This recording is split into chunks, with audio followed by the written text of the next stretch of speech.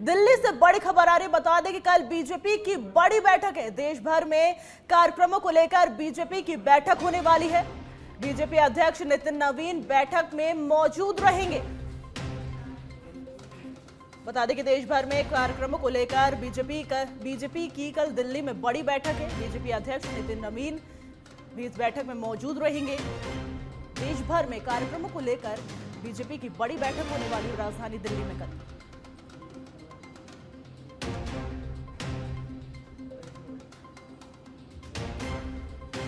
BJP अध्यक्ष नितिन नवीन बैठक में मौजूद रहेंगे। बता दें कि बीजेपी की कल राजधानी दिल्ली में बड़ी बैठक है, जिसमें देश भर में कार्यक्रमों को लेकर यह बैठक होने वाली है और इस बैठक में अध्यक्ष नितिन नवीन भी मौजूद रहेंगे। देश भर में कार्यक्रमों को लेकर यह अहम बैठक होने वाली है राजधानी दिल्ली में कल, जिसमें अध्यक्ष नितिन नवीन मौजूद रहेंगे। राजधानी दिल्ली से बड़ी खबर आ रही है। बता दें कि दिल्ली में कल बीजेपी की बड़ी बैठक है, जिसमें बीजेपी के देश भर में कार्यक्रमों को लेकर बैठक होगी।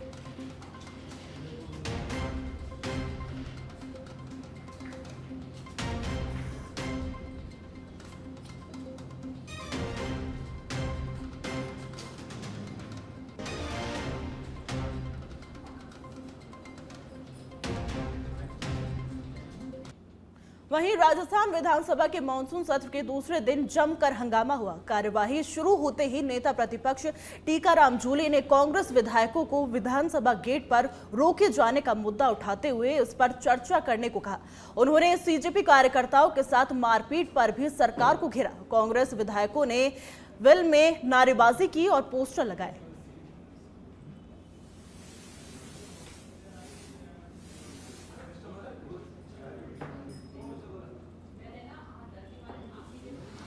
सबसे छोटा छात्र ये लेके आए हैं, मात्र 2 दिन, और 2 दिन भी नहीं, कल तो 20 मिनट का ही बिजनेस था और आज जो है 2.5 घंटे का बिजनेस है। कोई तैयारी सरकार की थी नहीं कि सदन लंबा चले, यहाँ मुद्दों पे चर्चा हो, और हमने इसी बात को लेके बायकॉट किया है कि जो जनता के मुद्दे हैं अगर विधानसभा में ही हम नहीं उठाएंगे तो कहां उठाएंगे। आरएसएस और शिक्षा मंत्री मिलकर के पैसे खा रहे हैं और ट्रांसफर कर रहे हैं, उसमें चर्चा नहीं कर रहे हैं, ताड़े दे रहे हैं, विधानसभा में घुसने नहीं दे रहे हैं। भगोड़ी सरकार है ये, महाचोर है शिक्षा मंत्री। आरएसएस के लोग ट्रांसफर करते हैं, दोनों बीजेपी और आरएसएस दोनों पैसे खा रहे हैं और चर्चा नहीं करा रहे हैं। हमने मुख्यमंत्री को यही तो कहा, चर्चा कराओ इस महाशय की, जिसको आपने छोड़ रखा है सबको गाड़ियां देने के लिए, टीचर्स को गाड़ियां देने के लिए, महा भ्रष्टाचार करने के लिए। पैसे लेके ट्रांसफर कर रहा है, पैसे लेके परिवेदना कर रहा है, हर टेंडर की फाइल खुद मंगाता है। तो ऐसे चोर आदमी के बारे में चर्चा नहीं होनी चाहिए राजस्थान की विधानसभा। जो सरकार ने नया आदेश जारी किया है कि स्कूलों के अंदर ना तो कोई पत्रकार जा सकता है, ना फोटो खींच सकते हैं, ना खबर छाप सकते हैं। वो चाहते हैं कि हमारी नाकामी को छुपी रहे, और जो बदहाली है स्कूलों में व्यवस्था है, बिल्डिंग जर्जर हो चुकी है, इतने बच्चों की मौत हो चुकी है और स्थिति बहुत गंभीर है। बजाय उसको कदम उठाकर सही करने के, ये सरकार ऐसे आदेश जारी करी, फरमान जारी किया है, तुगलकी फरमान है, और सरकार को वापस लेना पड़ेगा, क्योंकि ये सही दिशा नहीं है हमारे लोकतंत्र के लिए कि आप ना स्कूल में जा सकते हैं बिना परमिशन के।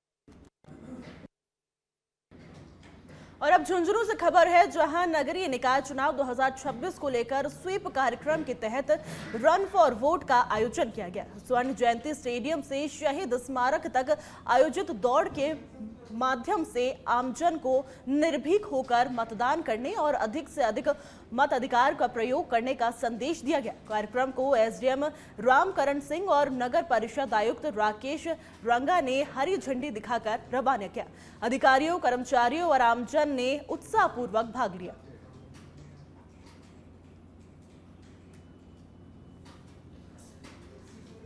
के तहत आज स्टेडियम से शहीद स्मारक तक वोट फॉर रन के तहत बच्चों द्वारा, अधिकारियों द्वारा, आमजन द्वारा ये संदेश देते हुए दौड़ लगाई कि भाई हर नागरिक नगरपालिका जो चुनाव है उनके अंदर निर्भीक होकर मतदान करें और ज़्यादा से ज़्यादा मतदान का प्रयोग करें। झुंझुनू के खेतड़ी से खबर है, जहां ककराय गांव में खेल मैदान पर अतिक्रमण को लेकर युवाओं ने विरोध जताया। बड़ी संख्या में युवा एकत्रित होकर उपखंड कार्यालय पहुंचे और एसडीएम को ज्ञापन सौंपकर खेल मैदान को अतिक्रमण मुक्त कराने की मांग की गई। युवाओं ने बताया कि गांव का ये मैदान पिछले करीब 50 वर्षों से खेल गतिविधियों के लिए उपयोग में लिया जा रहा है। मैदान पर अतिक्रमण होने से खेल गतिविधियां प्रभावित हो रही हैं और गांव में आपसी वैमनस्य की स्थिति बनने की आशंका है।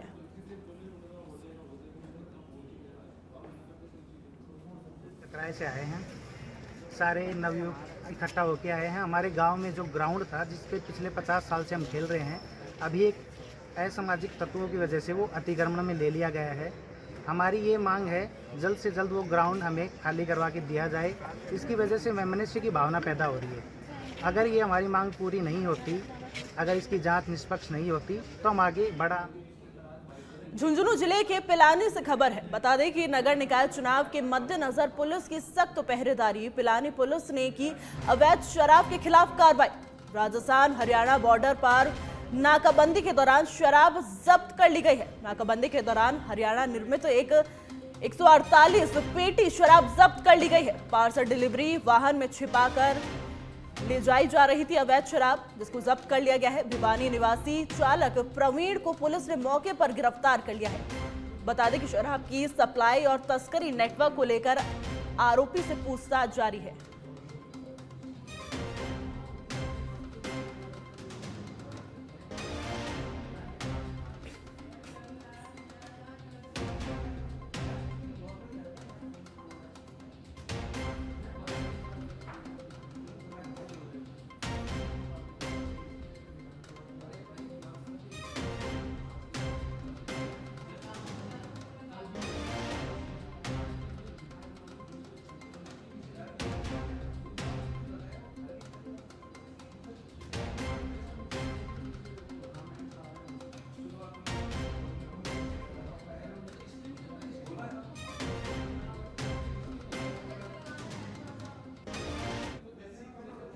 सांसद मन्ना लाल रावत को बीजेपी की राष्ट्रीय टीम में जिम्मेदारी मिली है। हाल में बनी नई टीम में जिम्मेदारी दी गई है। सांसद रावत को बीजेपी एसटी मोर्चा का अध्यक्ष बनाया गया है। बता दें कि आदिवासी अंचल में खासी पहचान रखते हैं सांसद रावत। हमारे संवाददाता सुनील यादव ने उनसे खास बातचीत किया, ये सुनाते हैं।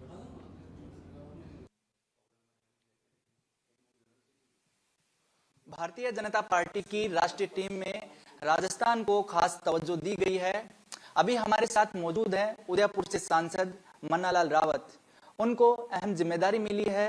भाजपा ने एसटी विभाग का जो है वो राष्ट्रीय अध्यक्ष इनको बनाया है। बड़ी जिम्मेदारी है और इस जिम्मेदारी को किस तरह से देखते हैं, खुद उदयपुर सांसद और अब एसटी मोर्चा के राष्ट्रीय अध्यक्ष की जिम्मेदारी संभाले मन्ना लाल रावत जी हमारे साथ मौजूद हैं। बातचीत करते हैं। सर देखिए, जो नई टीम बनी है, कह सकते हैं टीम नीति नवीन, उसमें आपको अहम जिम्मेदारी दी गई, राष्ट्रीय स्तर की जिम्मेदारी मिली है, किस तरह से देखते हैं आप?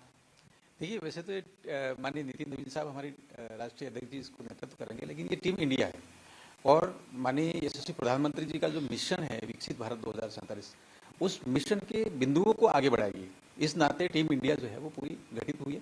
मैं निश्चित रूप से माननीय राष्ट्रीय अध्यक्ष जी, हमारे राष्ट्रीय नेतृत्व, माननीय प्रधानमंत्री जी का साधुवाद करूंगा कि उन्होंने हमें भी उस टीम में शामिल किया। अब इसे ये आता है कि आगे क्या कैसे, तो एक बड़ा बदलाव, और बड़ा बदलाव कैसा, एक्सप्रेस तरीके से चलने वाला, जिसको रिफॉर्म एक्सप्रेस नाम दिया गया, वो बहुत तेजी से चल रहा है। और उन विषयों को लेकर कि जनजातीय क्षेत्र में क्या समस्याएं हैं और वो समस्याओं को और अच्छे से समझ के उनका समाधान प्रस्तुत करेंगे, तो मुझे लगता है ये रिफॉर्म एक्सप्रेस तेजी से आगे बढ़ेगी, लोगों के जीवन को बदलेगी। और जो सेवा का भाव है कि राजनीतिक क्षेत्र के कार्यकर्ता भी इस भाव को रखते हैं, उसको लेके जब हम जाएंगे तो एक बड़ा बदलाव वहाँ आएगा और देश के रूपांतरण में, व्यवस्थाओं को बदलने में हम काम करेंगे। बिल्कुल, जैसा आप कह रहे हैं कि जनजातीय क्षेत्र की बात हो, आदिवासी अंचल की बात हो, तो पूरे देश को आपको संभालना है। तो कुछ खास जो आपका मोटिव हो, कुछ लक्ष्य आपने रखा हो, क्योंकि जिम्मेदारी मिल चुकी है, किस क्षेत्र में और किस तरह से सुधार के काम करेंगे, किस तरह से समाज को आगे लाने का काम करेंगे, किस तरह से कई जगह हम देखते हैं कि कुछ विशेष मांगों को लेकर समाज में कुछ खींचतान भी होती दिखती है, तो कैसे एकजुट करके जो विकास की राह पर लेकर आएंगे समाज को? देखिए, भारतीय राजनीतिक में शुरुआती जो 5 दशक हैं वो इस प्रकार के हैं कि बस तुष्टीकरण हो रहा है और एक बहुसंख्यक वर्ग है, समाज है, उसकी उपेक्षा हो रही है। उसमें से जनजाति समाज एक बहुत बड़ा वर्ग है और जनजाति समाज के लिए क्या विचार करना है, क्या सूत्र होने चाहिए, क्या रीति नीति होनी चाहिए, इसको जानने के लिए शुरुआती सरकारों ने पादरी वेरियर एल्विन को सलाहकार बनाया। आप कल्पना कर सकते हैं कि जनजातियों का सुझाव देने के लिए एक वेरियर एल्विन आ रहा है और विदेश से आ रहा है और वो सारी राय दे रहा है। तो मुझे लगता है वहीं से एक गड़बड़ शुरू हुई थी। लेकिन यशस्वी प्रधानमंत्री श्रद्धेय अटल बिहारी वाजपेयी साहब जब 1999 में देश की कमान संभाली और एक बड़ा ट्रैक प्रस्तुत किया है, तब जाके जनजातियों को कार्य मंत्रालय मिला। 2003 आते आते तो बकायदा उन्हीं के कार्यकाल में राष्ट्रीय अनुसूचित जनजाति आयोग मिला और संवैधानिक हक अधिकार की जो धरातल पर उतरने वाले विषय हैं, चिंतन मनन करने वाले विषय हैं, वो तेजी से आगे बढ़े। ऐसे प्रधानमंत्री नरेंद्र मोदी जी ने इन विषयों को बहुत तेजी से आगे बढ़ाया और विकास भी विरासत भी ऐसा एक मार्गदर्शन दिया है। तो जब विरासत भी की बात करते हैं तो जीवन मूल्य बहुत महत्वपूर्ण है, चिंतन बहुत महत्वपूर्ण है, समाज का जो अध्यात्म है बहुत महत्वपूर्ण है। इन चीजों को ध्यान में रखकर अगर रीति नीति बनाएंगे और नायकों की बात करेंगे तो तेजी से बदलाव होगा और जो भी योजना लॉन्च करेंगे तो वो आगे बढ़ेगी। इसका एक उदाहरण भी है धरती आबा जनजाति उन्नत ग्राम अभियान। धरती आबा भगवान बिरसा मुंडा जी को कहते हैं, उनके नाम से एक योजना बनाई। योजना का जो वॉल्यूम है, जो साइज है, वो 63,000 गांवों के लिए है, इकाई उसमें गांव है, लेकिन 79,000 करोड़ का बजट है, 25 इंटरवेंशन है, योजनाएं उसमें जोड़ी है। और मजेदार बात यह है कि मोदी साहब ये कहते हैं कि इन योजनाओं को जब आप लेके जा रहे हो तो चुनाव की जो गठजोड़ है, जो गुणा भाग है, उसके चक्कर मत पड़िए। जितने लोगों को देना है सबको दे दीजिए। इसको बोलते हैं अंग्रेजी में सैचुरेशन, संतृप्ति। उस अप्रोच के साथ काम कर रहे हैं। मुझे लगता है एक बड़ा बदलाव इससे आ रहा है और बाकायदा जो देश का बॉर्डर एरिया है वहाँ वाइब्रेंट विलेज योजना है, देश का आंतरिक भाग है जहाँ नायकों की बात है, प्रेरणा है, राष्ट्रीय स्मारक है, ये सारे विषय चल पड़े। लेकिन एक बड़ा बदलाव मैं आपको पूरे आपके चैनल के माध्यम से देश के सामने रखना चाहता हूँ कि 1960 के दशक में वैचारिक प्रदूषण की वजह से या वैचारिक भटकाव और अलगाव की वजह से नक्सलवाद पनपा और धीरे धीरे आके वो अधिकांशतः जनजाति क्षेत्रों में फैल गया। कल्पना कर सकते हैं 126 जिलों में पहुंच गया। तिरुपति से लगा के पशुपतिनाथ तक एक कॉरिडोर बनाने की बात लोग करने लगे और लगभग 20,000 लोगों ने इसमें जो मासूम लोग हैं, जो कहीं पर भी किसी अपराध में लिप्त नहीं है, उन लोगों की जान गई। हजारों जो सुरक्षाकर्मी हैं उनकी भी जान गई। इतनी बड़ी समस्या को माननीय नरेंद्र मोदी जी ने 31 मार्च 2026 को खत्म कर दिया। खत्म कर दिया का मतलब जब समस्या खत्म हो रही है तो आप समझ सकते हैं कि एक बड़ा बदलाव हो रहा है। बहुत सारा एक वातावरण बना है। इस वातावरण में गुंजाइश बनती है, कुछ और भी बेटर करने की संभावना है। विकसित भारत जब होगा तो सभी समस्याओं का निराकरण होगा। इस अप्रोच को लेकर हम लोग आगे बढ़ेंगे। सर, इसी से जुड़ा हुआ सवाल है, जैसा आप जिक्र किए जो मानसिक प्रदूषण की जो बात के जो नक्सल की बात आप कर रहे हैं, नक्सलवाद खत्म हो गया है लेकिन उससे प्रभावित आदिवासी अंचल, अपन छत्तीसगढ़ की बात करें, झारखंड की बात करें, उससे सटा हुआ मध्य प्रदेश की बात करें, तो आदिवासी लोग उनकी चपेट में मुख्यधारा में आ चुके हैं। लेकिन अब उनको एजुकेशन से लेकर आर्थिक रूप से संपन्न करने जैसे सामाजिक ताने बाने में उनको सेट करना ये बड़ी चुनौती है। तो इसको लेकर कोई खास प्लानिंग या उनको उनके नजरिए से आपके लिए क्या प्लान है, कैसे उनको मुख्यधारा में लेकर आएंगे? बड़ी आवश्यकता की तरफ आपने संकेत किया है। मुझे लगता है संवाद सबसे पहली आवश्यकता है। हाँ, वहाँ जाना चाहिए, जनजातीय क्षेत्रों में जाना है। हम लोग जब पहुँचते हैं तो सबसे अहम बात क्या है, पहले के लोगों ने सहानुभूति के नाम पर वहाँ गए हैं, सहानुभूति दिखाते हैं बाहर से और नहीं आपके साथ बहुत बुरा हुआ, इतना ही करते थे। इसको सिंपैथी बोलते हैं, सहानुभूति बोलते हैं। लेकिन इसके आगे नरेंद्र मोदी साहब ने एक शब्द दिया है, एक परंपरा दी है, एक मूल्य दिया है, उसको बोलते हैं समानुभूति। बराबर स्तर पर जाके विचार करना कि ये कमी, ये अभाव, ये अशिक्षा और ये कठिन परिस्थितियां ऐसे नहीं है, इसमें बहुत महत्वपूर्ण चीजें। और जो आपने कहा है, ये चीजें और बेहतर कैसे हो, जीवन में बदलाव कैसे हो, उसकी तरफ तेजी से जब आगे बढ़ रहे हैं तो आप कह सकते हैं शिक्षा है, स्वास्थ्य है, शिक्षा के साथ साथ पर्यावरण है, खेती बाड़ी है, पलायन रोकने वाली बातें हैं, युवाओं के कौशल विकास के कार्यक्रम की बातें हैं, बालिकाओं में रक्त अल्पता के जो विषय हैं, ये बड़े बड़े विषय हैं। इन सभी का समाधान बहुत तेजी से हो रहा है। आप ये भी कह सकते हैं कि आजादी के बाद किसी ने जनजातियों के बारे में, उनके स्वास्थ्य के बारे में, सिकल सेल के बारे में किसी ने विचार नहीं किया, उसकी चर्चा होने लगी, अब उसके उन्मूलन की चर्चा होने लगी, एक बड़ा वातावरण बन रहा है।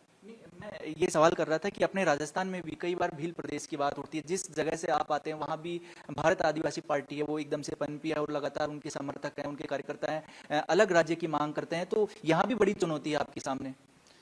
विषय पूरे देश भर में हम जब जाएंगे तो 22 राज्यों में 268 जिलों में जनजाति समाज के लोग निवास करते हैं। वहाँ जब बात करते हैं तो बहुत सारे विषय निकल कर आते हैं, लेकिन विविधता में एकता जब ये बात करते हैं तो अनुसूचित जनजाति एक टर्म बाबा साहब अम्बेडकर ने दिया है। इस टर्म के आधार पर हम सभी एक हैं, we the people of India है, यहाँ से हम बात करेंगे। लेकिन कुछ ताकतें अपना एजेंडा, पॉलिटिकल एजेंडा लेकर आती हैं, और जो दक्षिण राजस्थान की जो बात आप कर रहे हैं, जिन्होंने उस विषय को उठाया, एक बार उनसे एक प्रश्न जरूर करिएगा, मैं आपसे आग्रह करता हूँ।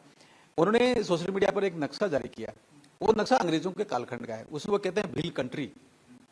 मुझे बताइए कंट्री का क्या मतलब होता है? कंट्री का मतलब देश होता है, तो क्या इस भारत के अंदर कोई देश बनाना चाह रहे हैं क्या? तो ये सारे भ्रम निर्माण हुए हैं, और भ्रम निर्माण क्या आदमी कोशिश करता है, हो सकता है कि वो लोकतांत्रिक तरीके से लोकमत को हथियाने की कोशिश कर रहा है, उसकी बात कर रहा होगा, लेकिन कंट्री की बात तो ठीक नहीं है, ये हम सभी पूरे देशवासी जानते हैं। समस्या निराकरण महत्वपूर्ण है, हमारा ध्यान वहां पर है। एक आखिरी सवाल, सबसे बड़ी चुनौती है कांग्रेस पार्टी लगातार आदिवासियों की बात करती है, जनजाति की बात करती है, बाबा साहब के संविधान की बात करती है, उनको आगे लाकर यही कहती है कि बीजेपी कभी अनुसूचित जातियों के बारे में नहीं सोची है, ना आदिवासियों के बारे में कभी उनकी बात करती है, हमेशा दरकिनार का आरोप आप पर लगा रहता है। और ये बात लगभग कांग्रेस के लिए सही भी साबित हो रही है कि कांग्रेस के पास वोट बैंक काफी अच्छा खासा है, अगर इस खास समुदाय की हम बात करें तो। इस चुनौती को कैसे आप तोड़ेंगे, इस मिथ को कैसे तोड़ेंगे आप? तो सीधी बात है, कांग्रेस वोट बैंक, आपने शब्द सही प्रयोग किया, वो केवल बैंक बना के रखना चाहती है, विकास करना नहीं चाहती है। और ये मुझे लगता है कि हमारे देश का जो प्रबुद्ध जन है, जो प्रबुद्ध मतदाता है, उसके स्वभाव, उसकी संस्कृति, उसका पूरा जो समग्र चिंतन है, उस पर कुटाराघात है। ये ठीक नहीं है, ये गलत है। सेवा के माध्यम से आप जाइए और सेवा के माध्यम से जीवन बदलाव करने की कोशिश कीजिए। वो अगर कोई करता है तो भारतीय जनता पार्टी करती है। कांग्रेस के बहुत सारे पाप हैं, कांग्रेस के बहुत सारे प्रदूषित विचार हैं, और कांग्रेस की गलतियां हैं, जिसकी वजह से जनजातीय अंचल ने विकास के जो बड़े पैरामीटर हो सकते थे वो नहीं हो पाए। अविकास का दंश वो झेला है। मुझे लगता है अब संपूर्ण बदलाव का समय है, और व्यवस्था परिवर्तन का बदलाव है, वो बहुत तेजी से चल रहा है। रिफॉर्म एक्सप्रेस चल रही है, जैसा कि मैं माननीय नरेंद्र मोदी साहब के इस पूरे कार्य में दिखता है, वो बड़ा बदलाव लाएगी। और कांग्रेस तो निश्चित रूप से अपनी गलतियों से सीखना चाहिए को लेकर। वहीं सवाई माधोपुर के फलौदी रेंज में आने वाले दुमूदा गांव में पिछले दिनों 2.5 वर्षीय बच्चे को लेपर्ड ने अपना शिकार बना लिया था। बालक दिलखुश अपनी मां के सामने बैठकर रोटी खा रहा था। इसी दौरान लेपर्ड ने हमला कर दिया और बच्चे को दबोचकर पहाड़ी पर ले गया। बड़ी मशक्कत के बाद बालक का शव ढूंढ पाए लोग। इस दर्दनाक हादसे से गुस्साए ग्रामीणों ने विभाग के उच्च अधिकारियों को मौके पर बुलाने की जिद की। परिजनों ने 30 लाख रुपए और एक परिजन को संविदा पर नौकरी देने की मांग रखी है। डीसीएफ मान सिंह की समझाइश और आश्वासन के बाद परिजन शव का पोस्टमार्टम कराने के लिए राजी हुए हैं।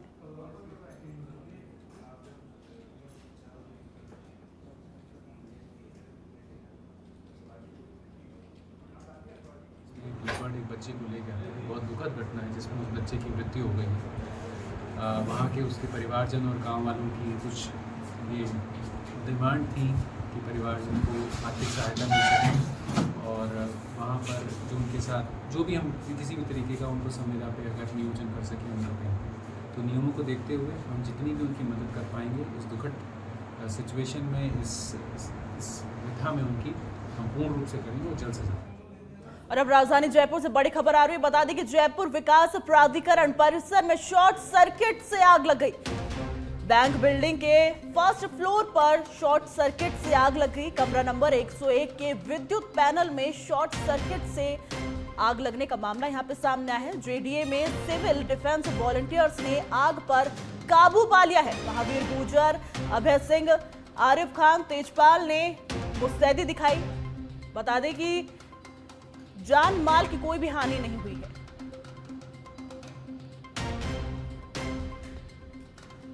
ये बड़ी खबर आ रही है राजधानी जयपुर से, जहां पर शॉर्ट सर्किट से जयपुर विकास प्राधिकरण परिसर में शॉर्ट सर्किट से आग लग गई। बैंक बिल्डिंग के फर्स्ट फ्लोर पर यह आग लगी है। कमरा नंबर 101 के विद्युत पैनल में शॉर्ट सर्किट के बाद आग लग गई। बता दें कि जेडीए में सिविल डिफेंस वॉलंटियर्स ने आग पर काबू पा लिया। वहीं इस हादसे में जान माल की कोई भी हानि नहीं हुई है।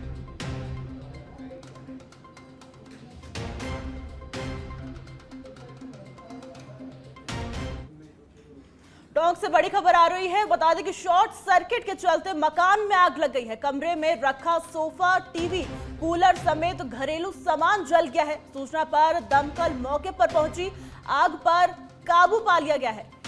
ईदगाह के पास बाहिर दरगाह वाली गली की पूरी घटना बताई जा रही है।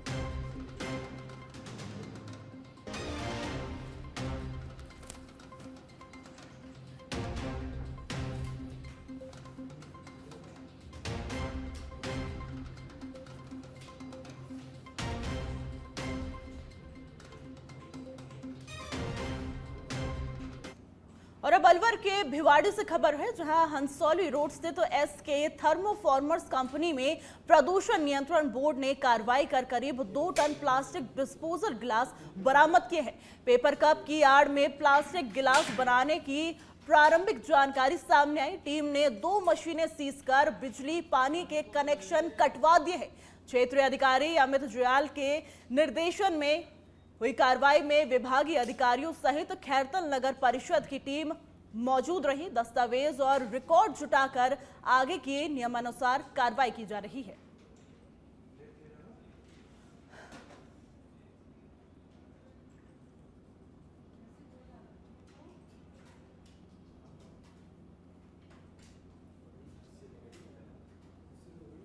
ये बड़ी खबर आ रही है अलवर से, जहां पर प्रदूषण नियंत्रण बोर्ड ने छापा मारा है। हंसौली रोड की कंपनी पर प्रदूषण बोर्ड ने बड़ी कार्रवाई की है।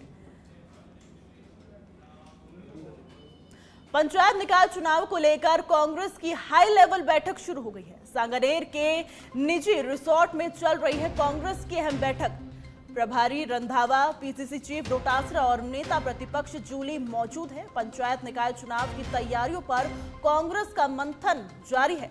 विधायक और जिला अध्यक्ष बैठक में हिस्सा ले रहे हैं। विधानसभा कोऑर्डिनेटर्स और पीसीसी पदाधिकारी भी मौजूद हैं। वहीं आपको बता दें कि पीसीसी विभाग और प्रकोष्ठ अध्यक्ष भी बैठक में शामिल है। चुनावी प्रचार प्रसार की रणनीति पर चर्चा हो रही है इस बैठक में। चुनावी मुद्दों और टिकट वितरण को लेकर भी मंथन जारी है। ये बड़ी खबर आ रही है कि कांग्रेस की हाई लेवल बैठक शुरू हो चुकी है, जिसमें पंचायत निकाय चुनावों को लेकर मंथन किया जा रहा है।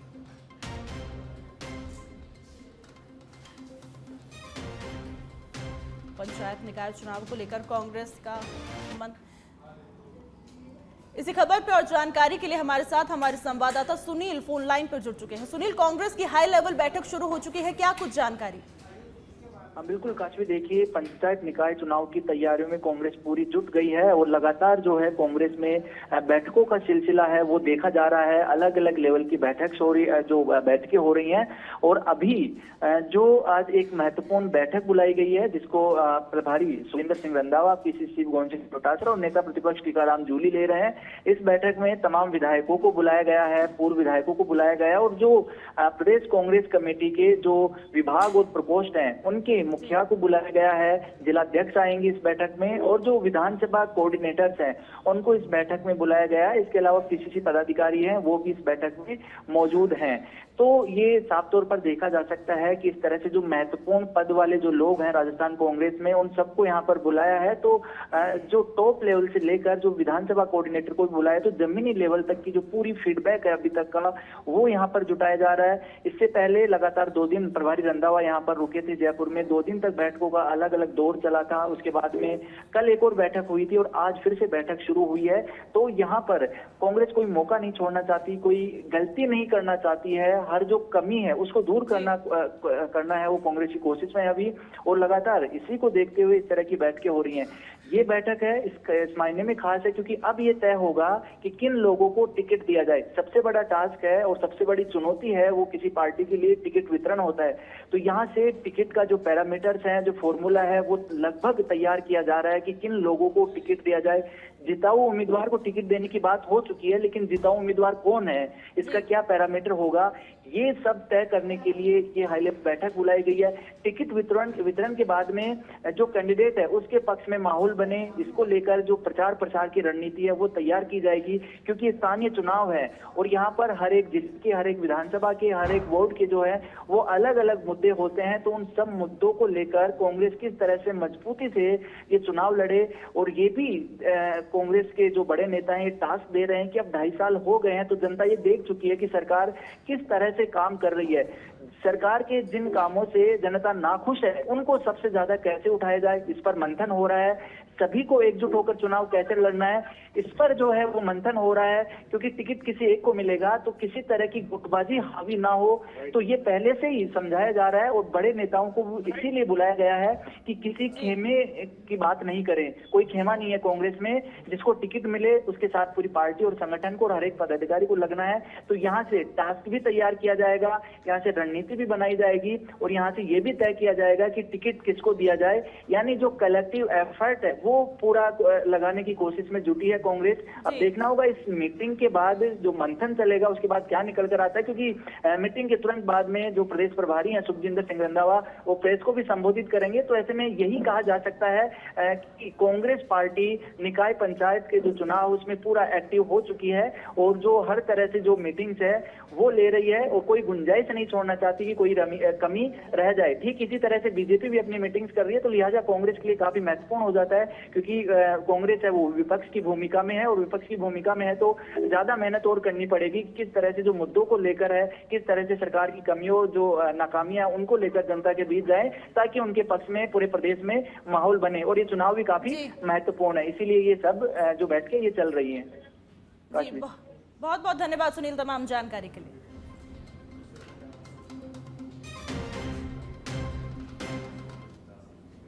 राजस्थान में नगरीय निकाय चुनावों को लेकर बड़ा संदेश राज्य निर्वाचन आयोग ने जारी किए हैं निर्देश। बता दें कि 309 नगरीय निकायों के आम चुनावों की घोषणा के बाद निर्देश जारी किए गए हैं। चुनाव क्षेत्रों में 19 अगस्त से लागू हुई आदर्श आचार संहिता 24 अगस्त तक आदेशों की पालना सुनिश्चित करने के निर्देश दिए गए हैं। चुनाव घोषणा से पहले नियुक्त हो चुके अभ्यर्थियों को रिक्त पदों पर पदस्थापन की अनुमति। बता दें कि राज्य निर्वाचन आयोग ने सभी संबंधित अधिकारियों को आवश्यक कार्रवाई के निर्देश यहां पे दिए हैं।